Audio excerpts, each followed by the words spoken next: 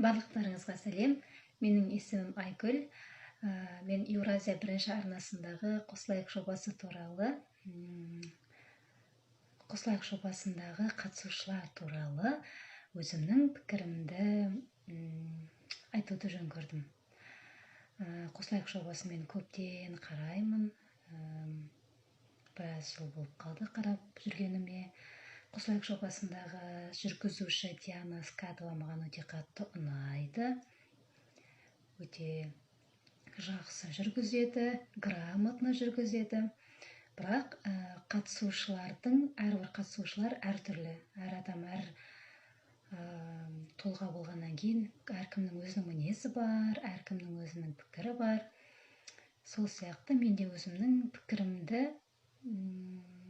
айтқым келеді. Содан кейін осындай видео түсіруді жөн көріп отырмын.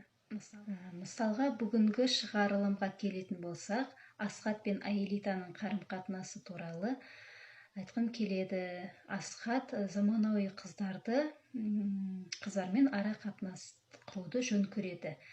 Бірақ ара қатынас барысында қызды ол өзгерткісі келеді. Сол себепті менің ойымша оның қыз баламен ара қатынасы не былай емес. Сондықтан менің ойымша ол дұрыстап шешу керек секілді. Немесе қазақи қызбен ара қатынас құру, немесе заманауи қызды сол қалпынша өзі қабылдау керек. Қалай бар, солай қабылдау керек деп ойлаймын. Бұл менің өзімнің пікірім. Нұрдәулет пен Еңліктің ара қатынасына келетін болсақ, Нұрдәулет пен Еңліктің ара қатынасы тоқтағаны дұрыс деп санаймын. Себебі бұл өте тез қабылданған шешім болды. Олар бір-бірін толықтай білмей, танымай жатып, менің ойымша жастықпен тез қабылданған, жастықтың буымен. Сондықтан Нұрдәулет әрі қарай өзінің екінші жартысын кездестіреді деген ойдамын.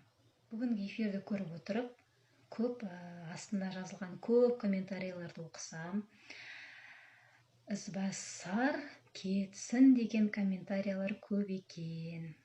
Менің ойымша бұл халықтың шынайы ойы. Себебі қатысушы ең бірінші келгеннен бастап халыққа қай жағынан көрінеді, сол жағынан халық оны қабылдайды. Бұл кетсін деген көп пікірдің болуы, ол ізбасардың халықтың жүрегінен дұрыс орын алмауы деп есептеймін.